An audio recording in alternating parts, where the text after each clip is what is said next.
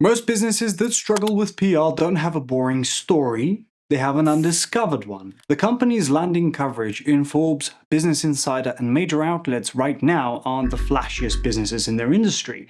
They're the ones that found the angle that made a journalist care. The difference between a business that can't get press and one that's getting featured every month is really the business itself. It almost always comes down to how the story is being told. We've taken clients who looked completely unremarkable on the surface and turned them into recurring media sources because we knew where to dig. In this video, I'm going to walk you through the exact process for finding story angles the media can't pass by.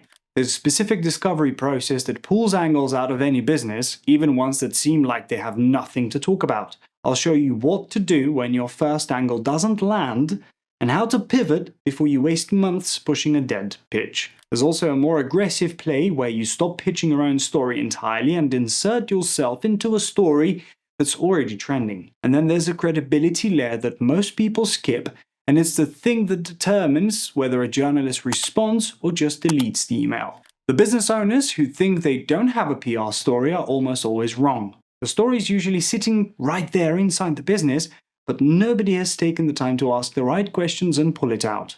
That doesn't mean a one-time onboarding call where someone skims through your website and puts together a pitch. It means consistent, deliberate conversations where you're actively mining for material. If you're working with the PR team, that looks like weekly check-ins where you're going beyond surface-level updates. If you're handling this yourself, it means sitting down regularly and honestly asking what's happening in your business right now that someone outside of it would find interesting. The more you have those conversations, the more angles surface. Things you take for granted because you live inside your business every day are often the exact things a reporter would find compelling. So what are you digging for? There are 4 areas that consistently produce the strongest material. Your background and origin story is the first one, and I don't mean the polished version on your about page.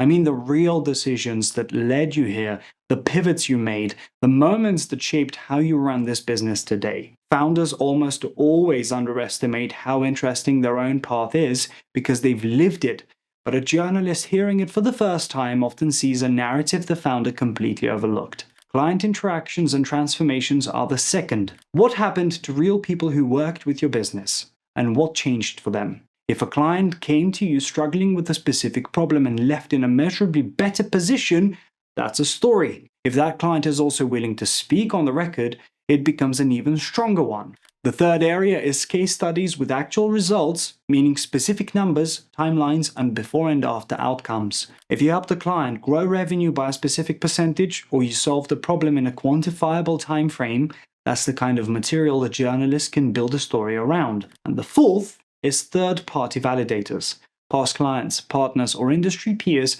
who are willing to go on the record and explain why your business matters in this space. When someone other than you is vouching for your impact, that carries a different kind of weight with the media. Now here's the reframe that makes all of this useful. A journalist is not sitting around waiting for another pitch about your product or service. They get hundreds of those every week, and most of them end up ignored. What they actually need is a human story, a trend connection, or a data point that serves their readers. Everything you uncover in the discovery process gets filtered through that question. Does this give a reporter something they can use? That's what separates you in a crowded field. There are dozens of businesses in any space doing roughly the same thing, and coverage starts to feel repetitive for the editors and reporters writing about that industry. The discovery conversation is how you find the angle that makes your business stand apart from every other pitch in their inbox. The PR campaigns that end up generating the most coverage almost never start with the angle that ends up working. The ones that fail are the ones that kept pushing the same pitch for months without ever recognizing that it wasn't connecting. Your first angle might be perfectly logical and still not gain traction.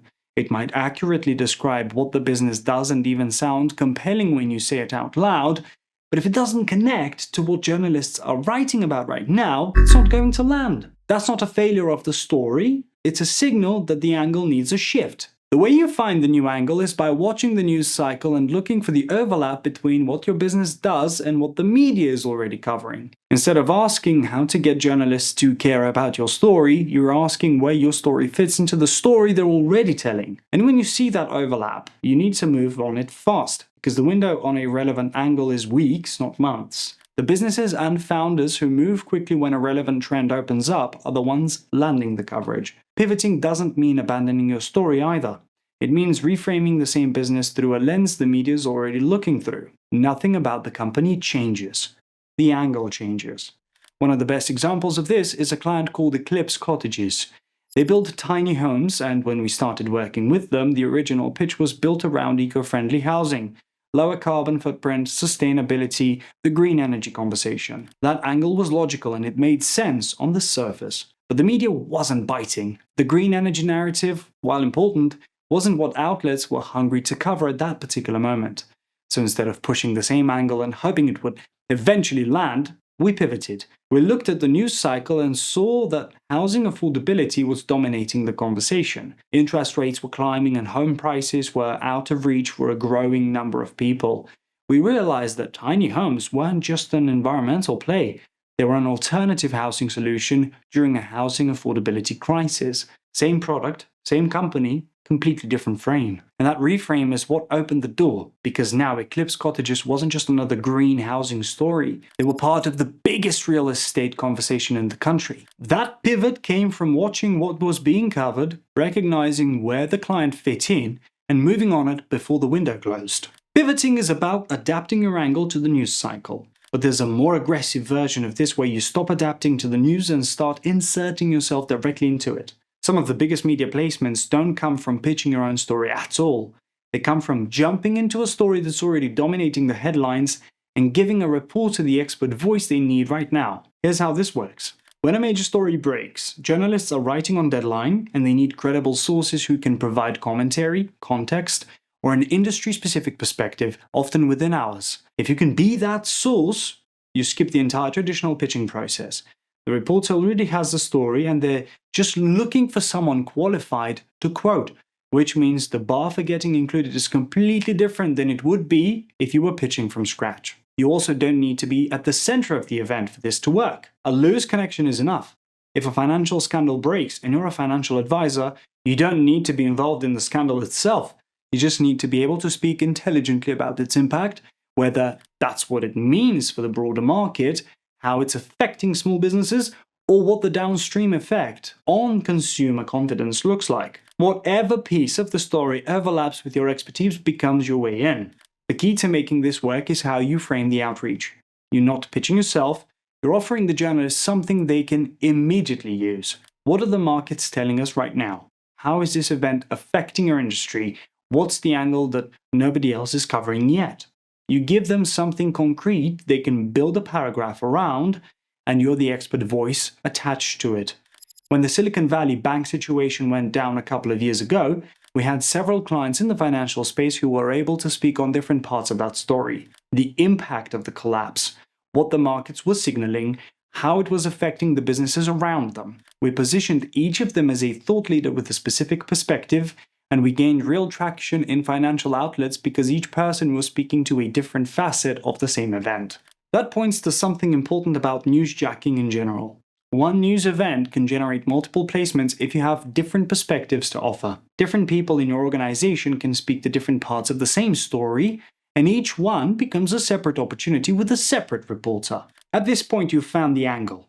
You've connected it to what the media cares about, and maybe you've even tied it to a trending story. But none of that matters if the pitch itself doesn't hold up when the journalist takes a closer look. A strong story angle gets a reporter to open your email, but what gets them to respond is everything you put behind it. Your digital presence is the first thing that needs to be right, because it's part of the pitch whether you realize it or not. Before a reporter responds to anything, they're going to check your LinkedIn and your website. If those are outdated, if the LinkedIn hasn't been touched in 2 years, if the website looks like it was built in 2015, the pitch dies right there regardless of how strong the angle is.